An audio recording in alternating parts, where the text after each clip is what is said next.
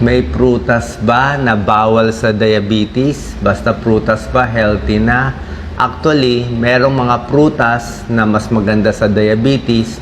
Merong mga prutas na masyadong matatamis. Dapat mag-iingat tayo, huwag masyadong marami kasi nakakataas ng blood sugar. Okay? So, ano yung mga prutas na pwede sa diabetic at yung mga kailangan bawasan o iwasan natin? Sinamarize ko na agad, focus natin, Doc Lisa.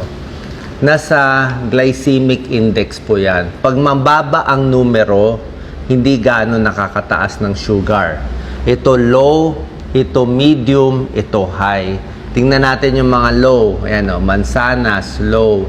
Avocado, suha, pears, strawberry, pwede po yan. Okay? Pero ang ibig sabihin dito, avocado, hindi mo lalagyan ng maraming milk.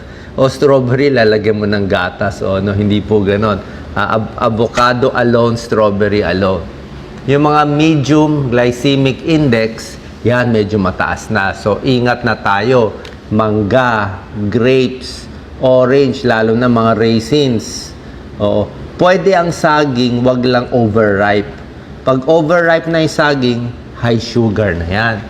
Ano, overripe, medyo sobra taas na yan. Pakwan, pinya, kahit papaya, medyo nandito na yung papaya. Okay? Ulitin natin ha. So, yung mga low glycemic index, pwede nyo kainin yan. Mansanas, pwede yan sa diabetes. Peras, strawberry, pwede. Dito sa medyo medium na, medyo ingat na tayo. Strawberry, mababa pa rin, no? 41. Yan. Orange, depende sa tamis, 40. Grapes, mataas na, 53 na. Siguro, mga 10 piraso lang. Ang ibig sabihin nito, pag apple, pwede kayo kumain ng 2. Gusto nyo pa nga, 2, 3. Pero pag grapes, mataas na siya, 53. Siguro, mga 10 piraso lang. Tapos, sa prutas, wag din yung overripe. Wag yung sobrang tamis. Pag overripe, tumataas yung numero niya. Ito yung medyo bawal, o pwede natin sabihin bawal na. Ito, overripe po, tataas ang blood sugar mo pag diabetic. Pinya, lalo na yung matamis na pinya. Papaya, mataas din, 60. Pakwan, 72. Alam niyo naman yung matamis na pakwan di ba? Melon, pineapple, raisins, napakataas. Ang ibig ko sabihin, kung gusto nyo kumain nito, diabetic kayo, konting-konti lang. Diba? Pwede naman, konti lang. Kasi nga, matamis na siya Kung gusto nyo makarami, mabusog, dito tayo sa mas nakakabusog. Okay? So, pag diabetes, ito po yung level natin. Gusto natin mas mababa. Ang healthy, below 5.6 milligrams, millimoles per liter o yung 100 or less. Ano gagawin natin kung may diabetes? Siyempre, kahit kumakain tayo ng prutas, kung may regular exercise, nagpapapagod, naglalakad ng malayo, bababa blood sugar. Tamang pagkain, nagpapapayat, tigil sigarilyo, napakahalaga. Alak, tigil. Yan, emotional support.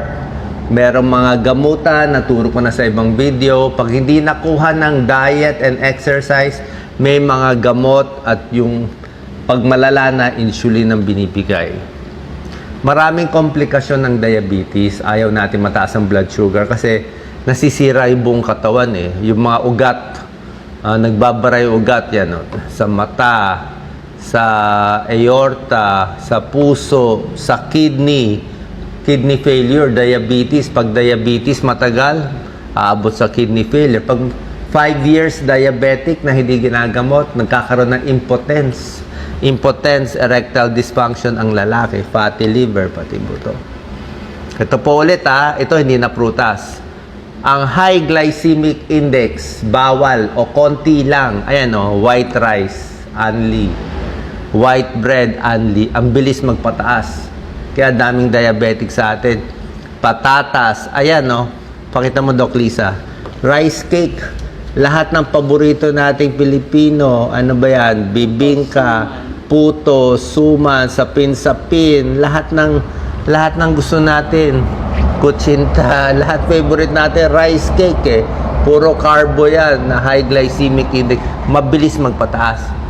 Ang moderate, tulad na sabi ko, wag overripe na saging, kamote, brown rice, wheat bread. Ang mababa, apple, ito tinuro ko sa inyo, apple, mushroom, mani.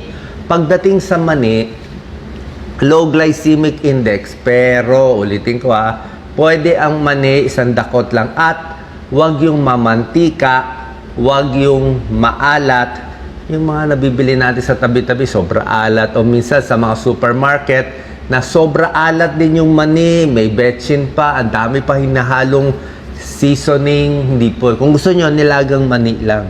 O meron naman nabibiling mani na unsalted o konting-konti lang yung salt. Bawas asin, pero kung mani lang mismo, healthy po. Okay? Mga pagkain, alam nyo naman yung mga bawal sa diabetes, fast foods, mabilis magpataas ng blood sugar, mga nagpapababa ng blood sugar, lahat ng sari-saring gulay, mababa ang glycemic index. Ibig sabihin, mababa magpataas. Mababa ang taas ng blood sugar. Tingnan nyo, Ito, tingnan nyo. Di ba sinabi ko sa inyo, low 55, Doc Lisa, focus mo. Ito yung pinag-usapan natin kanina, di ba? Apple, suha, mababa, yung banana, 55, pineapple, mataas, pakwan, mataas. Gusto mo 55 below, tingnan mo ang gulay. 15 lang lahat to. Ang baba. Kaya pag diabetic, kainin mo na lahat to. Broccoli, celery, cucumber, lettuce, pepper, spinach, kangkong, alokbati, lahat na. Ampalaya, ang baba, Kita mo yung mga white rice natin, ang tataas.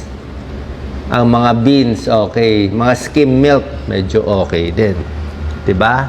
So, tignan natin, So, magbibigay tayo konting pagkain na maganda para sa diabetic. Kiwi, potassium, fiber, vitamin C, mansanas, tulad ng sinabi ko sa inyo.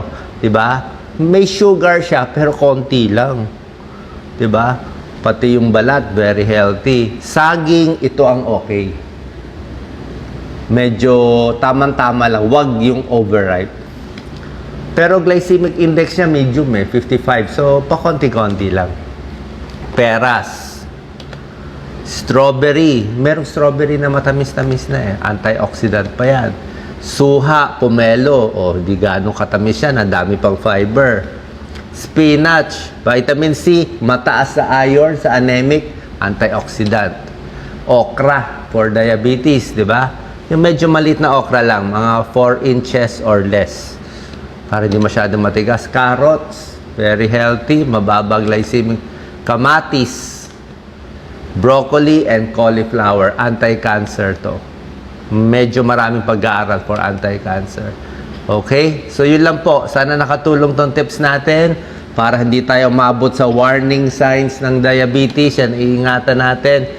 Final tips, ito po, para sa ating mga diabetic patients, ingatan po. So, pwede kumain ng prutas, pipiliin lang natin yung tamang prutas.